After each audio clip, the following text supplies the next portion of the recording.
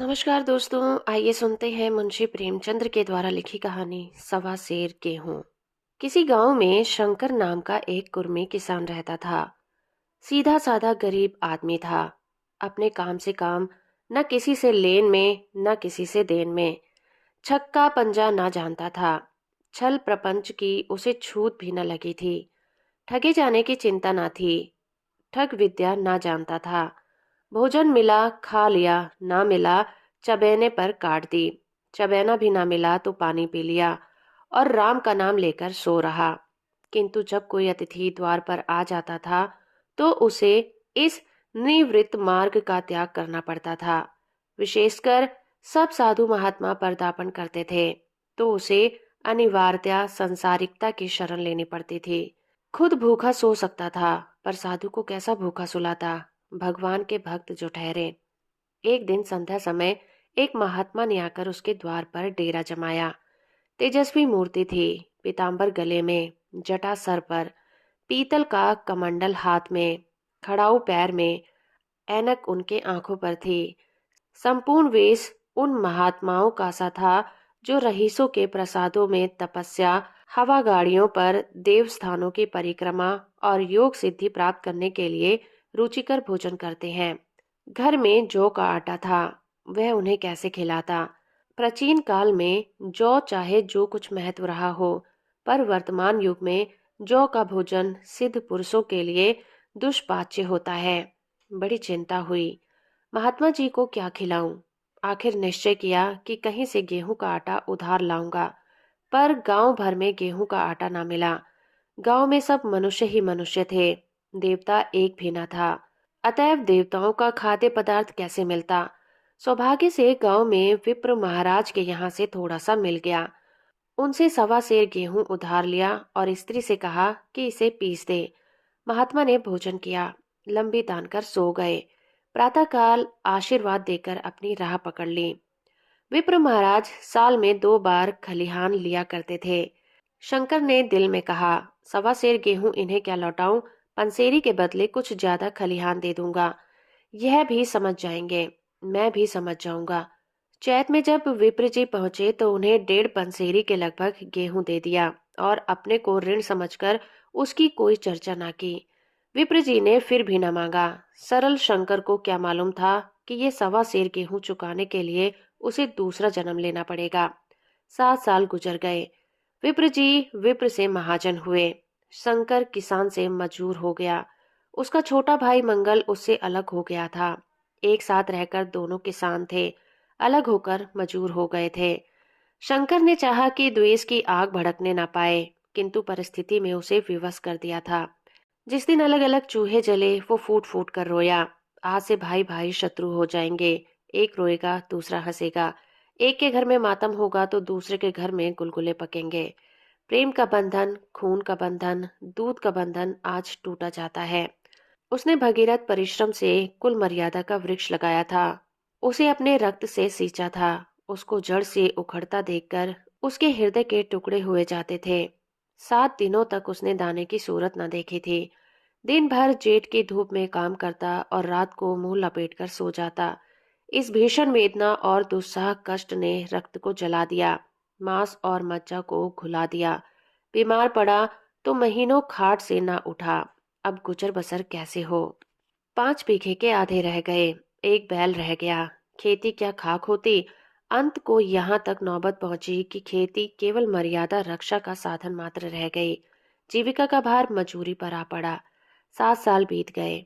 एक दिन शंकर मजूरी करके लौटा तो राह में विप्र जी ने टोक कर कहा, शंकर, कल आकर अपने बीज बेग का हिसाब कर ले। तेरे यहाँ 5.5 मन गेहूं कब के बाकी पड़े हैं और तू देने का नाम नहीं लेता। हजम करने का मन है क्या। शंकर ने चकित होकर कहा, मैंने तुमसे कब गेहूं लिए थे जो 5.5 मन हो गए।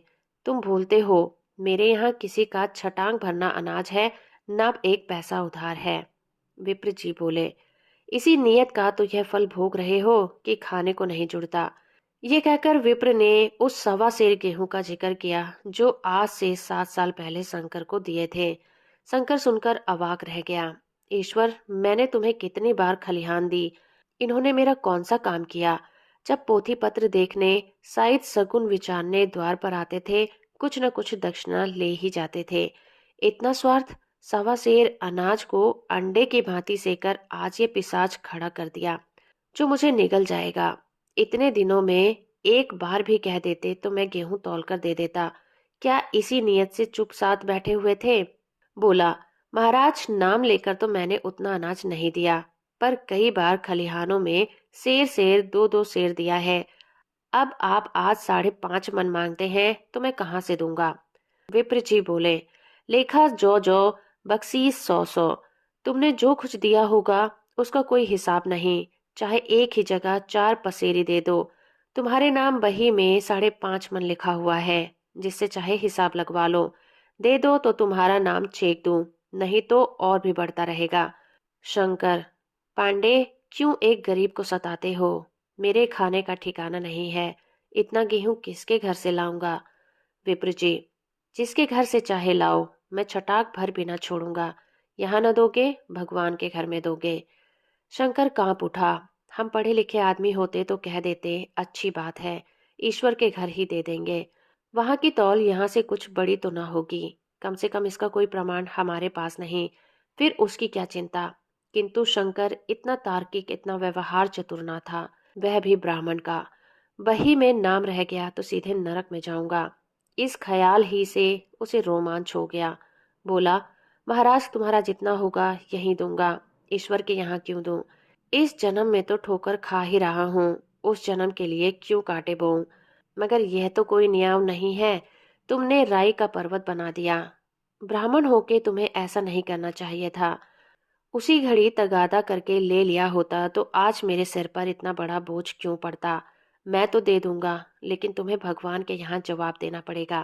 विप, विप्र जी, वहां का डर तुम्हें होगा, मुझे क्यों होने लगा? वहां तो सब अपने ही भाई बंधु हैं। ऋषि मुनि सब तो ब्राह्मण ही हैं। देवता ब्राह्मण है। जो कुछ बने बिगड़ेगी संभाल लेंगे। तो कब देते हो? मैं यह न मानूंगा। 7 साल हो गए, अब एक दिन का भी मुलाहिजा न करूंगा। गेहूं नहीं दे सकते तो दस्तावेज लिख दो। शंकर, मुझे तो देना है, चाहे गेहूं लो चाहे दस्तावेज लिखाओ। किस हिसाब से दाम रखोगे? विप्र जी, बाजार भाव 5 सेर का है, तुम्हें 5.25 सेर का काट दूंगा। शंकर, जब दे ही रहा हूं तो बाजार भाव काटूंगा। पाव भर छुड़ाकर क्यों दोषी बनूं? हिसाब लगाया तो गेहूं के दाम 60 रुपए हुए। 60 रुपए का दस्तावेज लिखा दिया गया। 3 सैकड़े सूद। साल भर में ना देने पर सूद की दर 2.5 रुपए सैकड़े। 8 आने का स्टैंप। 4 आने दस्तावेज की तहरीर शंकर को ऊपर से देनी पड़ी। गांव भर में विप्र की निंदा हुई, लेकिन मुंह पर नहीं। महाजन से सभी का काम पड़ता है, उसके मुंह कौन आए? शंकर ने साल भर तक कठिन तपस्या की। मियाद के पहले रुपए अदा करने का उसने व्रत सा ले लिया। दोपहर को पहले भी चूल्हा न जलता था, चबैने पर बसर होती थी। अब वो भी बंद हुआ। केवल लड़के के लिए रात को रोटियां रख दी जाती। पैसे रोज का तंबाकू पी जाता था। यही एक व्यसन था, जिसका वह कभी न त्याग कर सका। अब वो व्यसन भी इस कठिन व्रत की भेंट हो गया। उसने चिलम पटक दी, हुक्का तोड़ दिया और तंबाकू की हांडी चूर चूर कर डाली। कपड़े पहले भी त्याग की चरम सीमा तक पहुंच चुके थे। अब वह प्रकृति की न्यूनतम रेखाओं के आबद्ध में हो गया था। शिशिर की अस्थि भेदक शीत को उसने आग ताप कर काट दिया था। इस संकल्प का फल आशा से बढ़कर निकला। साल के अंत में उसके पास 60 रुपए जमा हो गए। उसने समझा, पंडित जी को इतने रुपए दे दूंगा और कहूंगा, महाराज, बाकी रुपए भी जल्द ही आपके सामने हाजिर करूंगा। 15 रुपए की तो और बात है। क्या पंडित जी इतना भी न मानेंगे? उसने रुपए लिए और ले जाकर पंडित जी के चरण कमलों पर अर्पण कर दिए।